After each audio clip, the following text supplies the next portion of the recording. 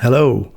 I want to say hello everybody, but I don't think there's going to be many people listening to this, so I'm just going to start off with just a small hello. Hi, welcome to my podcast, episode number 1. If there aren't many other episodes available at the time that you're listening to this, then congratulations. You're listening to, one of the very first... You're listening to one of the very first episodes. You are also one of the very first listeners, which means that you've started listening before I got good, apparently, and I'll tell you a bit more about that in a minute. Or, if there aren't many episodes available, it might be because I just abandoned this whole project. So, I mean, that is a realistic possibility, and you'll get to discover why, hopefully, as we go along. Okay, so where to start? Well, this is actually what happened.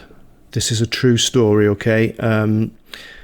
I've been listening to a guy called Russell Brunson, who you may have heard of. He's one of the co-founders of ClickFunnels. And the reason I've been listening to him is because I'm due to do a webinar in a couple of weeks' time. And someone suggested that I read the book Expert Secrets, which I do have on my bookshelf, and it's been there for a couple of years. So I thought, great, I've already got the book. I'll pull it off the bookshelf and I'll read it in the next couple of weeks before I have to do that webinar. When I say I have to, I don't have to. I make it sound like a chore. It's not something I'm looking forward to, I'm going to be honest. And I hope that one day I'm going to listen back to this, maybe in a few years, and I'll think, wow, I remember that time when I was afraid of having to do my first webinar. I've been on webinars as like a guest speaker before, very unstructured, just talking about websites and stuff. But I've never really done a structured me as the key speaker, I suppose. So bit of an off on a tangent there slightly, but so webinar in a few weeks' time, Russell's book, and I realised if I haven't read it in a couple of years, and I'd obviously bought it because someone had said I should do, or it wouldn't be on my bookcase. The fact that it's still there unread, it kind of tells me, and I've learned this about myself, if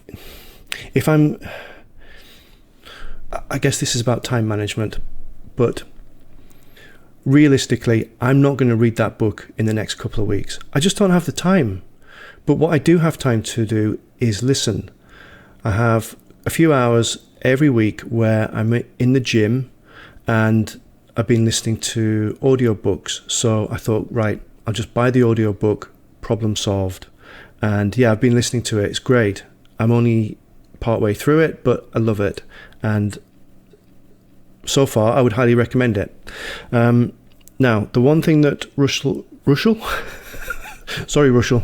one thing that Russell mentioned that caught my attention today was he mentioned a podcast. He said you should do a podcast. He wasn't talking directly to me. You know what I mean? But I heard him. I thought, wow, this is something that I've often wondered whether I would ever do in my life. I know of other people who've done it, and I haven't been motivated to do it myself for various reasons. I would blame it mostly on not having the time, but that's just an excuse. The other reasons might be I didn't know what I would talk about.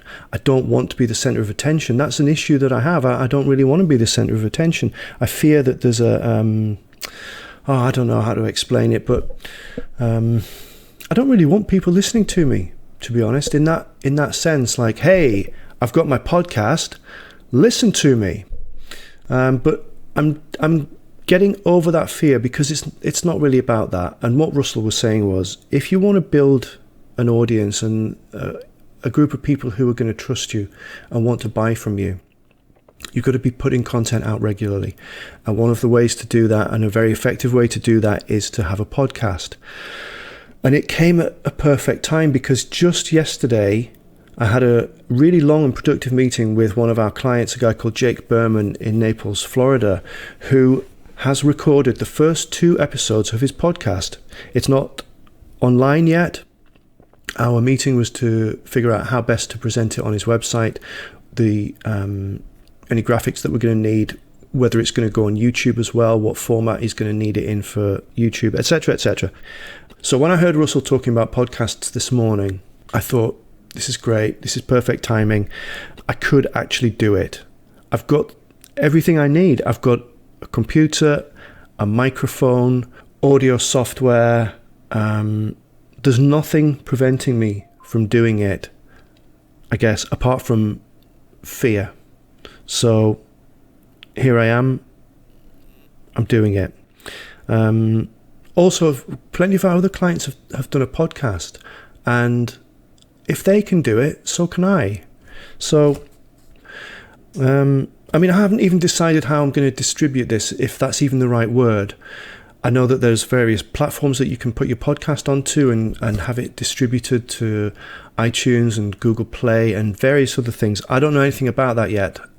I know that those things exist, but I don't know how we're going to get from here, me talking to the microphone, to getting this out online and getting it onto our website and so on and so on. So good experience for me to go through, I guess, because it's certainly something that isn't going to go away. And I would imagine a lot more of our clients are going to do this. And if I can say to them, hey, look, I'm doing it, and I didn't even think I would ever do a podcast, so I can help you with encouragement, with the tools that you're going to need, etc., etc., then it's a win-win for everybody, isn't it? So now I'm what you might describe as a techie and a bit of a geek. But believe it or not, I didn't get into social media until I had to. It didn't interest me. And it's only recently that I've really started marketing my business. It's all been word of mouth referrals up until, really up until early part of 2021. We went through the whole pandemic. I didn't do any marketing. The work just kept coming in. But as the team has grown, and we're now a team of 8, I've realized that increasingly this is my responsibility to ensure the success of this business, and relying on word of mouth is not a clever thing to do. So I took the decision early this year that we're going to start doing marketing. We're doing Facebook ads and reaching out to try and build connections with other people to try and get in front of more people, and the podcast is just another part of that. Well, the podcast is off the back of the webinar that I've got coming up in a few weeks' time. So, right, when Russell was talking about building an audience and how important it is to produce content regularly, I realized that if I don't start this podcast today, I'm going to look back in a few weeks or months and think, man, if only I had started it back then. And having that realization was kind of like a mini time travel for me. I heard my future self talking to me. So again, that was a motivation for just doing this today. Don't wait, don't put it off. So I've just dived in. I don't know if there'll be an edited intro on this by the time you hear it. I don't know how long it's going to be. I don't know what the gap is between me recording this and the first person actually listening to it. I have no idea. I just had to get on with it. And it's not like I don't have plenty to do today. I do. Fridays are my marketing days where I spend as much of the day as possible working on our own marketing. And I know that the podcast fits in with that. But I do already have a fairly long list of stuff that I need to do. And some of the stuff from yesterday that I didn't get finished has spilled into today as well. So I have plenty to do, but I've just bitten the bullet, set myself up. I wrote some notes out in case you hear bits of paper shuffling. I did scribble some notes down so I don't completely dry up, which is a realistic possibility, or was before I wrote the notes.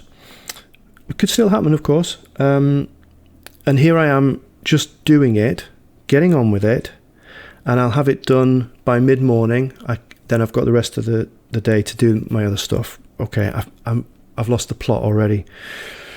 Bring it back. Come on. Okay, so, yeah, My plan today is to record the episode before I do anything else. I haven't tackled anything else because I know that if I start looking at emails or fixing stuff or whatever needs to be done urgently, the podcast is going to get pushed back and pushed back and pushed back, and it won't get done.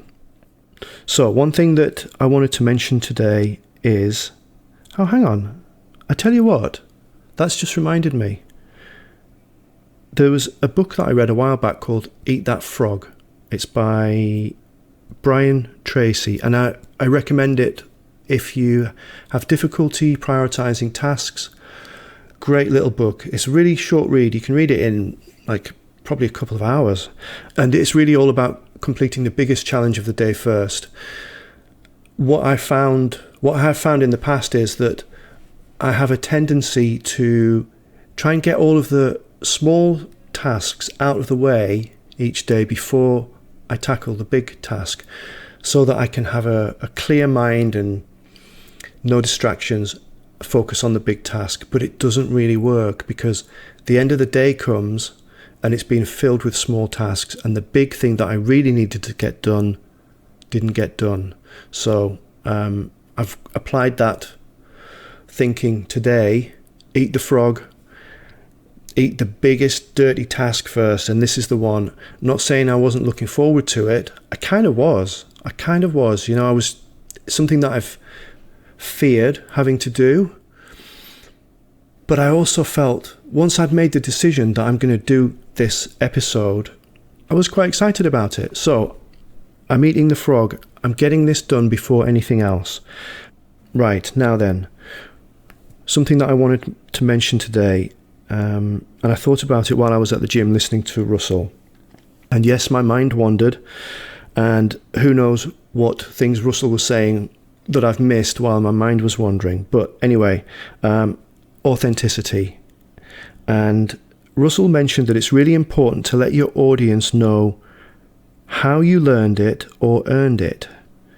And it got me thinking about how I got to be here, an expert on websites and digital marketing for physical therapists. It is certainly not what I set out to be.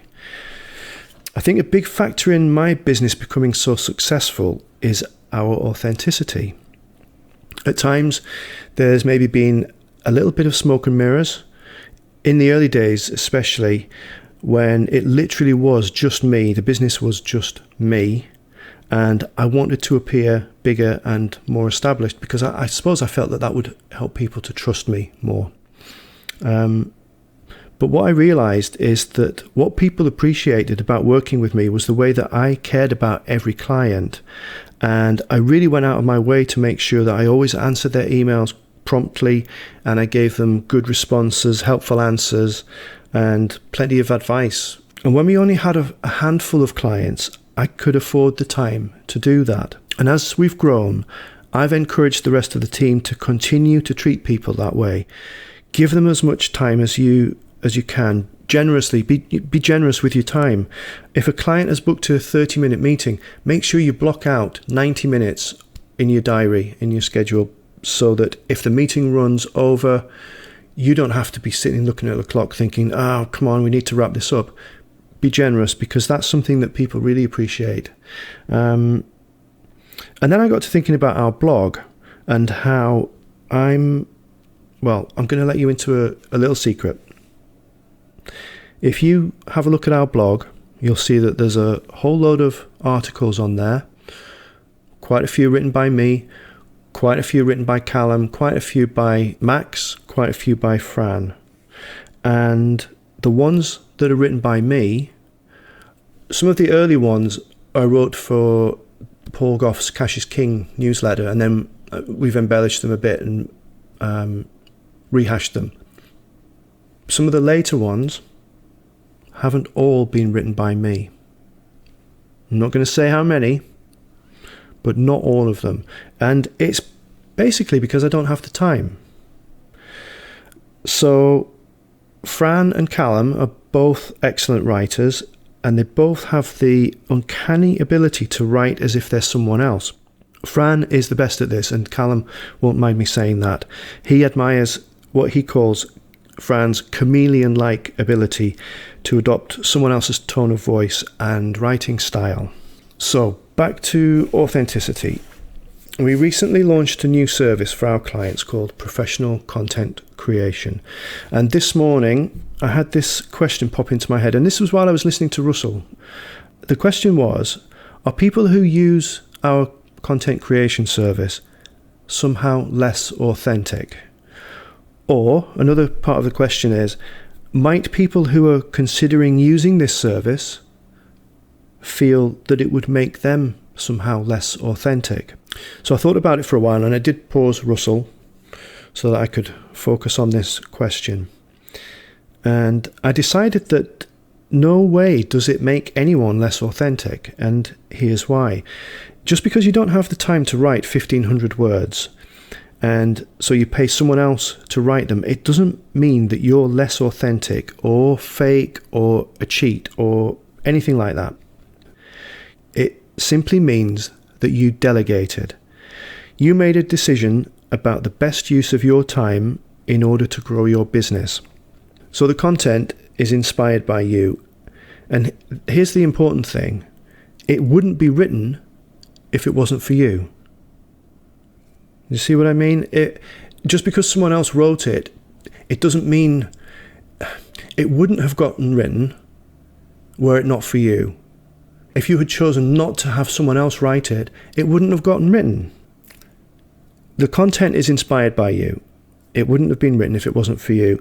You get to approve it and make change requests, and you get to say to yourself when you've read it, wow, I sound good. Your message gets out there just as if you'd written it yourself, except better, because you didn't have to do that big slog to get it done. Or more importantly, it actually got done where it probably wouldn't have got done if it was left to you, because you've got so many other things that you need to spend your time on. So I guess really what I'm talking about is the importance of delegating. And it's something that almost everyone in business struggles with at some point. Does delegating make you less authentic? No way. It means that stuff gets done that would otherwise have remained undone, stuck inside of your head. So if it means that stuff gets done, you could argue that delegating actually makes you more authentic. I know what I mean by that, and I hope you do too. If it means that your message gets out there, the content that is whirling around in your head, the ideas that you've got, if it means that can all get out there in front of people, and remember, this is people that you have a duty to help.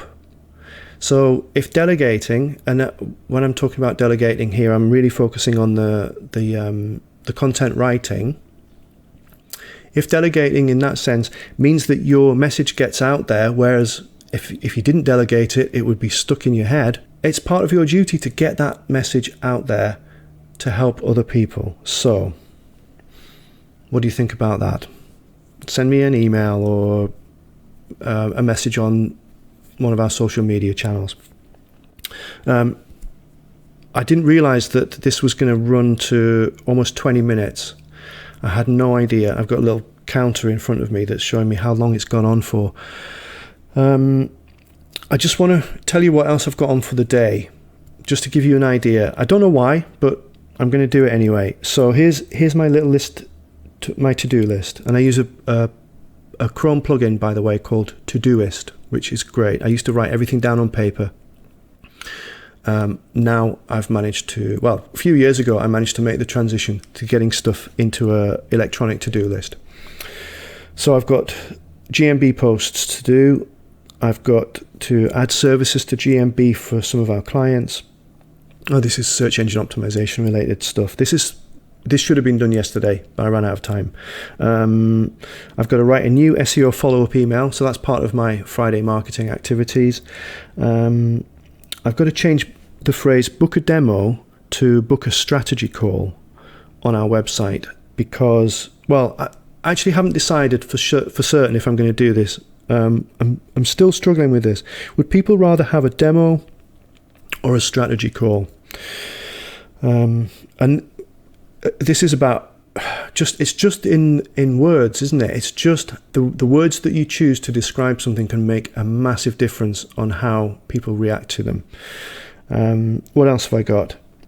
And I need to get an early finish today. I need to be finished by 2:30 because my wife Sue, has arranged a little date night for us. We're off down to the quayside in Newcastle, but we're starting early. We're going for a sort of light bite in the afternoon, and then we're going out for dinner tonight, and we're staying over in a new hotel. So really need to wrap this up. What's this podcast going to be about? Well, I don't mean this episode, I mean in general. I haven't even thought really about the theme of it. This is so new. Remember, I only decided this morning that I was going to do a podcast. I've learned so much about marketing in the 6 years that I've been working exclusively with physical therapists. Stuff that I can apply to my own business and stuff that I can share with our clients and a wider audience. I will give you my backstory at some point, maybe in bite-sized chunks through different episodes or whatever. I'm not going to do it all now. But I have learned so much, and just going back to what Russell was saying about telling people how you've earned it or learned it, I've got so much to share that I think the podcast, the general theme of it, is going to be about that. It's going to be marketing and website related stuff for physical therapists. I don't want to exclude other professions like chiro and massage therapists and stuff, but it's in our business name. We are direct response PT websites. So it's going to be marketing and related stuff, website stuff for physical therapists, I think. Haven't even thought of a name for it yet. By the time you listen to this, I'm guessing I will have thought of a name for it, but at this point I have no idea. Is there anything else I've got written down? Oh yeah, don't forget to follow us on social media. We put quite a lot of stuff out there, free information. And you can find all of our social media links at the bottom of our website, which is directresponsept.com. Thank you very much for listening. If you did make it to the end, congratulations. I'm really impressed, and let me know that you got to the end, and I'll send you something, a prize for getting to the end of the first ever episode of my podcast. I'm Flemming Earhart. I'm grateful for you giving me your attention. I hope you've enjoyed some aspects of this, maybe even the whole thing, and I really hope that you'll listen to some more episodes. Apparently, it could take a long time for me to get good, so it'd be great if you would stay with me, maybe by episode, I think Russell said, like episode 47 was when he got good. I hope it's not going to take that long. He told me it's going to suck. The first episodes are going to suck, and I accept that. I'm going to get better at it. It's just the way it works, isn't it? You practice, you get better. So, well, again, thank you for listening, and I hope you'll stay with me on my little journey as I get better at doing podcasts. That's it from me for today. Over and out.